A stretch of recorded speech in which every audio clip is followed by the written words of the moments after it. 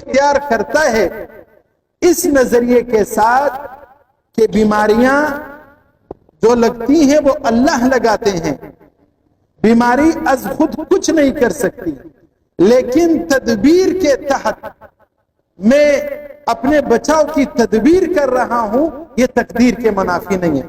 اس سے اس انسان کو یہ ہرگز نہیں کہا جائے گا کہ تم تقدیر پہ ایمان نہیں رکھتے، نہیں، بلکہ اس کا تقدیر پر ایمان ہوتے ہوئے یہ تدبیر کر رہا ہے۔ لیکن اگر کوئی یہ سمجھتا ہے کہ بیماریاں از خود لگتی ہیں، اس میں بیماری کے پیدا کرنے والے رب کا کوئی نعوذ باللہ قوت اور اثر نہیں ہے، تو یہ غلط نظریہ ہے، یہ غلط عقیدہ ہے۔ ایک صحابی رسول تھے، وہ یہ جزام کوڑ برس کے مرض میں مبتلا تھے، تو لوگوں نے اس سے تھوڑا سا کناکت کشی اختیار کی۔ آپ علیہ الصلوۃ والسلام نے ان کا ہاتھ پکڑا، اپنے ساتھ کھانے پہ بٹھایا اور کہا بسم اللہ پڑھ کے اللہ پر توکل، کھا کر کھانا شروع کیا۔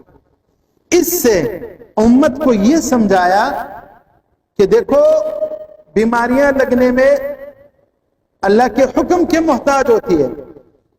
میں آپ کو ایک مثال سے سمجھاؤں، آپ دیکھیے شیشوں کے دفتروں میں، اے سی والے ماحول میں، پاکیزہ صاف ستھرا نشست گاہوں میں بیٹھے ہوئے لوگ، شوگر، بلڈ پریشر، اتنی خطرناک بڑی بڑی بیماریاں ہوتی جس کا نام نہیں سنا، وہ سب ان کو لگی ہوئی ہے۔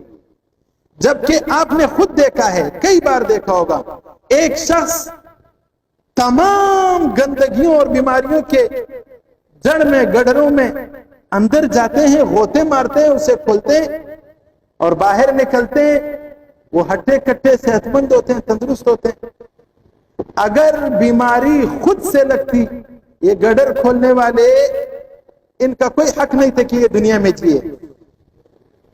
اگر بیماریاں خود سے لگتی، شیشوں کے محلوں میں بیٹھے ہوئے شخص کو زکام بھی نہیں آنا چاہیے، لیکن سب سے بڑی بیماریاں وہاں ہیں۔ اللہ نظام بتلا رہے ہیں کہ بیماریوں کا لگنا میرے حکم اور ارادے سے ہوتا ہے، بیماری اپنی چاہت سے کسی کو نہیں لگتی۔